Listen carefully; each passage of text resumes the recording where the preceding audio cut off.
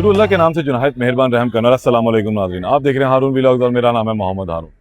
लाहौर में पुलिस की target killing के वाक़े के बाद पुलिस इस मामले के ऊपर अभी तक सर जोड़कर बैठी है कि आखिर ये वाक़या कैसे पेश आया। इस केस को स्टडी केस करार दिया गया कि एक ही खानदान की जानिब से 2 साल के अंदर पुलिस पर 2 हमले और दोनों में उन्होंने अपना टारगेट जो है वो अचीव भी किया। अब इस केस को स्टडी केस के तौर पर ले लिया गया, लेकिन अब तहकीकाती इदारों ने इस केस की एक मुकम्मल जामिया तफ्तीशी रिपोर्ट भी तैयार की है कि आखिर इस केस की मनसूबाबंदी कैसे हुई है। रेहान और फयाज, इसका वालिद और इसका बहनोई तारिक और इसकी बहन मानूर किस तरीके से जो है इस तमाम केस के ऊपर काम कर रहे थे, कब से उन्होंने ये साजिश बुननी शुरू की और किस तरह इसकी एग्जीक्यूशन भी की, यानी कि इस पर अमल पैरा हुआ। एक रिपोर्ट जो वो तैयार की गई, रिपोर्ट आप लोगों से शेयर करते हैं। वाकया ये पेश आता है 13 अगस्त की शाम को 6:38 के ऊपर, जहां पेशे खान चौक पर अदील सब इंस्पेक्टर और आशिक और इसके अलावा असद नामी जो एक एहलकार था, इनके ऊपर फायरिंग की गई। पेशे खान चौक के ऊपर 6:38 पर फायरिंग का पहला वाकया रूनुमा हुआ और पुलिस को रिपोर्ट हुआ। इस वाकये के अंदर सब इंस्पेक्टर अदील आशिक और कांस्टेबल असद जो है वो जान की बाजी हारे, दोनों शहीद हुए और उसके बाद अब अगला टारगेट भी उन्होंने रखा हुआ था। इस टारगेट को अचीव करने के लिए, इस टारगेट के ऊपर को तमाम अमल पैरा करने के लिए जो एग्जीक्यूशन की गई, उसमें 3 अफराद शामिल थे। रेहान, उसके वालिद फयाज भट्ट और उनकी उसका बहनोई तारिक। तारिक के हवाले से किसी को इल्म नहीं था कि आखिर तीसरा शख्स कौन है। 2 की तो शनाख्त हो चुकी थी, कैमराज ने की, और फिर यहाँ से इन लोगों ने एक रिक्शा लिया। इस रिक्शे के अंदर बैठ के इन्होंने 16 किलोमीटर का फासला तय किया, यानी कि बदामी बाग से ये पहुंचते हैं मुल्तान रोड के ऊपर एक कलदम तंजीम के दफ्तर के बाहर, जो मेन रोड के ऊपर वाक़ है। यहाँ पर पुलिस का नाका लगा हुआ है और यहाँ पर पुलिस एहलकार 24 घंटे ड्यूटी देते हैं। अंदर जाने के लिए रास्ता मुकम्मल तौर पर बंद कर दिया गया। ये यहाँ पहुँचते हैं 7:59 और 7 सेकेंड के ऊपर। यहाँ साथ ही एक पेट्रोल पंप है, जहाँ पे अक्सर शाम को काफ़ी पुलिस एहलकार बैठे रहते हैं और चाय पानी पीते रहते हैं। जिसकी ड्यूटी होती है वो नाके पर खड़ा हो जाता है, फिर दूसरा एहलकार जाके वहाँ बैठ जाता है। तो ये वहाँ से 7:59 और 7 सेकेंड के ऊपर पहुँचते हैं और फिर 7:28 के ऊपर ये पहला फायरिंग का वक़्वा करते हैं। इस फायरिंग के नतीजे में हारिस नामी कांस्टेबल शहीद होता है, 2 ज़ख्मी होते हैं और 2 कांस्टेबल, इसके अलावा 2 राहगीर भी ज़ख्मी होते हैं। रिक्शा ये वहाँ पर छोड़ देते हैं, वहाँ से ये फिर रवाना होते हैं। इसी दौरान 7:59 और 44 पर ये जब फायरिंग अपनी करके फारिग हो जाते हैं, तो फिर वहाँ पर ये हवाई फायरिंग करते हैं और जिस पुलिस एहलकार को शहीद किया होता है वहाँ पर खड़े होकर थोड़ी सी नारेबाजी भी की जाती है और फिर उसको मज़ीद गोलियाँ भी मारी जाती हैं।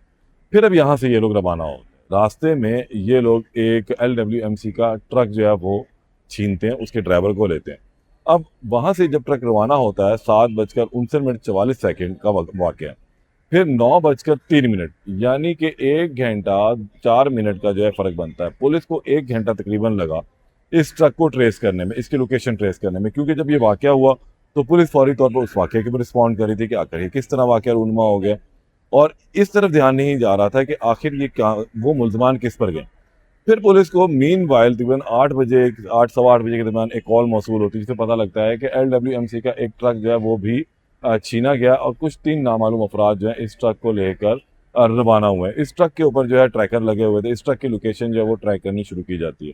फिर पुलिस को 9:03 के ऊपर एक लोकेशन ट्रैक होती है और पता लगता है कि ये ट्रक जो है बाबू साबू रावी रेहान की तरफ जो है वो गामजन है। वहाँ पर जब इन्हें मालूम होता है कि इस ट्रक की लोकेशन ट्रैक की जा रही है, गालबन इनकी गुफ्तशुनीद होती है उस ट्रक ड्राइवर के साथ, जो ये बताता है कि जनाब इस ट्रक के अंदर ट्रैकर लगा, आप इसको लेकर जा रहे हैं, फिर पता लग जाएगा आप कहाँ जा रहे हैं। तो फिर वो इसको बाबू साबू के पास जो है इस ट्रक को छोड़ देते हैं और फिर यहाँ से ये लोग पैदल उस इलाके की जानिब, जो एक गंदा नाला रावी रेहान के साथ साथ अंदर चल रहा है, वहाँ पर पैदल चलना शुरू कर देते हैं। यहाँ तक पुलिस पहुँच चुकी हुई थी और पुलिस के लिए अब अपने टारगेट तक पहुँचना इंतहाई आसान था।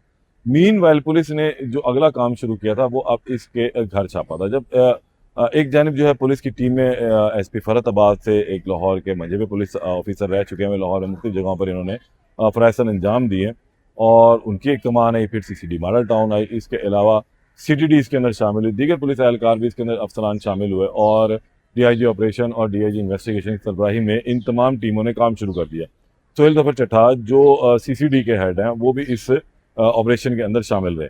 अब ये तमाम टीमें अपने अपने जगहों के ऊपर रवाना होगी। अब मुल्ज़मान की ट्रैकिंग किस तरह की जाए, ये मालूम तो पड़ गया कि मुल्ज़मान इस इलाके तक पहुंचे और अब यहाँ से वो आगे स्प्लिट हो चुके हैं। फयाज और रेहान यानी कि ये बाप बेटा वहां से स्प्लिट हुआ और तारिक दूसरी जानिब रवाना हो गया। इन दोनों ने इकट्ठे सफर शुरू किया। पुलिस ने फिर यहाँ पर अपने ड्रोन सर्विलेंस कैमरों को एक्टिव किया जो थर्मल टेक्नोलॉजी भी रखते हैं कि रात के अंधेरे में लगे हुए कैमरे देख लेते हैं कि आखिर ये किस जानिब जा रहा है। तो फिर ये इन मुल्ज़मान को ट्रेस करने के लिए चल पड़ते। इन मुल्ज़मान ने रात सारी जो है वो ट्रैवल किया और सुबह तक ये शहूबरा के एक गांव तक पहुंच चुके थे। वहां पहुंचकर इन्होंने एक घर के अंदर बना ली। ड्रोन कैमरे इनकी सर्विलेंस कर रहे थे और इस चीज़ के कंफर्म हो चुका हुआ था कि अब ये मुल्ज़मान फलां घर के अंदर मौजूद है। फिर पुलिस ने उस घर पर पहले तो पोजीशन अपनी ली कि मुल्ज़मान को ये पता ना लगे कि हम लोग इनको ट्रैक करते हुए यहाँ तक पहुँच चुके हुए हैं। फिर यहाँ से पुलिस ने पोजीशन लेने के बाद उस घर पर नॉक किया। मुल्ज़मान को जो है वो पहले कॉशन दिया कि आप लोग हथियार डाल दें, छोड़ दें, बाहर आ जाएं, आप लोगों को कुछ नहीं कहा जाएगा। लेकिन मुल्ज़मान इस पर राज़ी नहीं थे और फिर एक पुलिस जवान को जो अंदर भेजा गया, उसे अंदर से दरवाज़ा खोला और फिर जो अगला ऑपरेशन किया गया और जिसमें दोनों मुल्ज़मान मारे गए। पुलिस ने जब लाशों को देखा तो सिर्फ 2 मुल्ज़मान निकले क्योंकि तीसरा मुल्ज़मान भी था, वो तारिक था। अब तारिक पुलिस की गिरफ्त में नहीं था, तो तारिक जिस वक़्त ये लोग रावी रेहान के पास उतरे थे, वहाँ से तारिक स्प्लिट हो गया था, वो दूसरी जानिब कहीं चला। वो कहाँ गया अभी तक किसी को इल्म नहीं है। पीछे से फिर पुलिस ने जब इनके घर छापा मारा तो इसकी बहन महानूर को जो है भी हिरासत में लिया। उसने बताया कि तारिक उसका शौहर है।